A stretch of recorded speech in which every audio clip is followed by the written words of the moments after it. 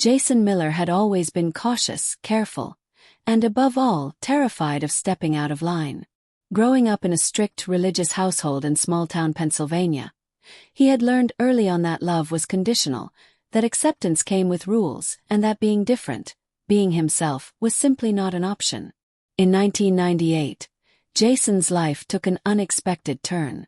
He had been talking to Sean Hall online for months. Casual conversations about movies, music, and life.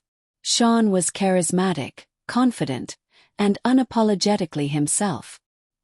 He had asked Jason to meet up multiple times, but Jason always found a reason to say no. The fear of what his parents would think, what the world would think, was paralyzing. But Sean was patient. He waited. Then one Friday night, Jason's best friend Ryan dragged him to the movies with a group of friends. Jason wasn't thrilled about going, preferring solitude over forced social gatherings, but he went anyway. It was there, in the dimly lit theater, that he finally met Sean in person. They ended up sitting next to each other, and midway through the movie, Sean leaned over with a smirk. "You don't say much, do you?" Jason, caught off guard, hesitated before whispering back. "And you say too much." Sean grinned, intrigued. Jason fought a smirk. Spark was lit. After the movie, Sean needed a ride home. Jason, in his little red sports car, offered to take him. It was a fairly long drive, and Sean's wandering hands found their way to Jason in ways that made his heart race. That night, they ended up hooking up at Sean's mother's house. It was Jason's first time ever being with a guy. He hadn't even kissed anyone up to that point. When Jason went to use protection, the condom broke. His mind raced with fear, HIV, unprotected sex, the risks of being gay. The news had been filled with horror stories. But, luckily, both Jason and Sean were negative. They continued trying to use protection, but the condoms kept breaking to the point that they gave up trying. In 1999, after a long shift at UPS, Jason found himself standing outside Sean's home, a modest duplex in town. His hands were sweaty as he knocked on the door. When Sean opened it, his smile was warm, welcoming. "You look like you've had a hell of a night," Sean said, stepping aside to let him in. "Just the usual, lifting, sweating, avoiding my mom's calls." Inside, Sean handed Jason a beer and sat beside him. They talked like they always did, but this time something was different. Sean leaned in slightly, his voice softer.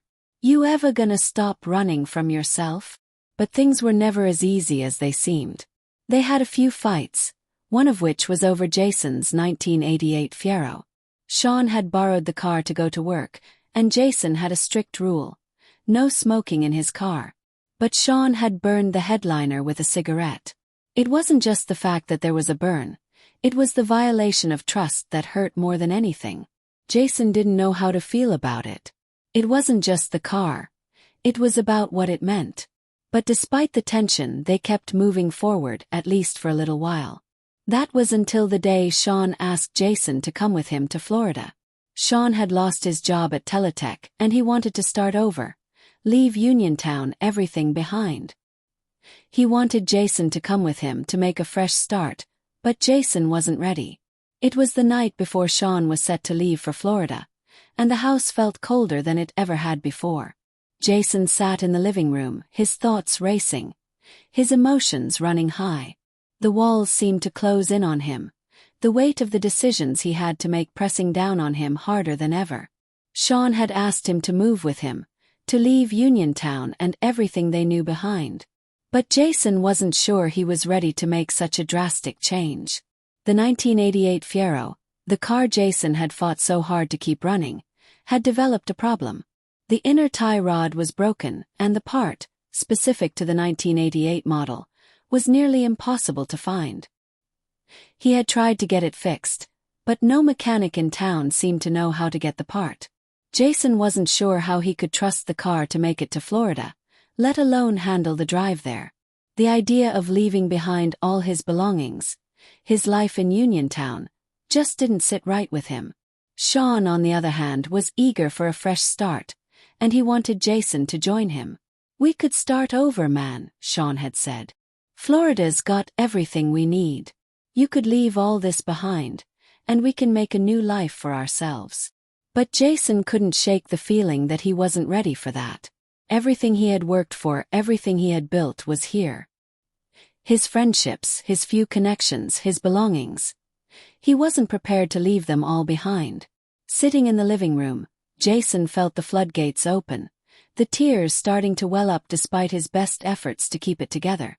Sean noticed the change in his expression, his face falling as he watched Jason's emotions break through. Jason had always prided himself on keeping things together, but this felt different. The weight of losing Sean, the person he had cared about the most in recent years, was crushing. Sean sat next to him, putting a hand on his shoulder. "You okay, man? What's going on?" Jason tried to force a smile, but it faltered. "I can't leave, Sean. I can't leave everything behind. The car won't even make it, and I don't want to go. I'm not ready for that kind of change." Sean sighed, running a hand through his hair. "I get it. Really do. But there's nothing here for me anymore. I need to get out of here. I need a fresh start. And I wanted you to come with me. But if you're not ready..."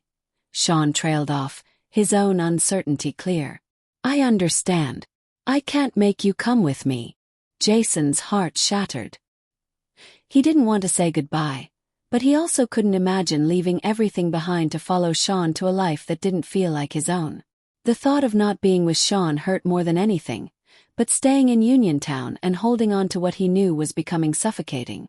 Jason stood up abruptly, his emotions getting the best of him. I can't do this," he whispered, and then he turned and walked toward the bedroom, trying to hold back the sobs that were threatening to break through. Sean followed him, his voice quieter now, filled with concern. "Jason, what's going on? Talk to me." Jason shook his head, not trusting himself to speak. The tears came, and he could no longer hold them back. His chest heaved with each sob, his heart aching as he realized that this was the end of something he wasn't ready to let go of. But at the same time, he knew he couldn't go with Sean. It was too much. He wasn't ready. Sean stood in the doorway of the bedroom, looking at Jason with sympathy, but also understanding.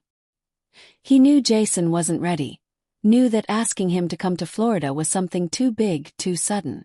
And so, instead of pushing him further, Sean made the painful decision to leave that night. "I'm sorry, Jason," Sean said softly, his voice breaking as he turned to leave. "I really am. But I need to go. I need this fresh start." Jason couldn't even look up. He nodded silently, not trusting his voice to speak. He heard Sean grab his bag and leave the house without another word. The door clicked shut behind him, and Jason was left alone in the bedroom, his heart in pieces. If you like this story, click like and subscribe. Don't forget to ring that bell. If you would like to have your experience turned into a short story, leave a comment.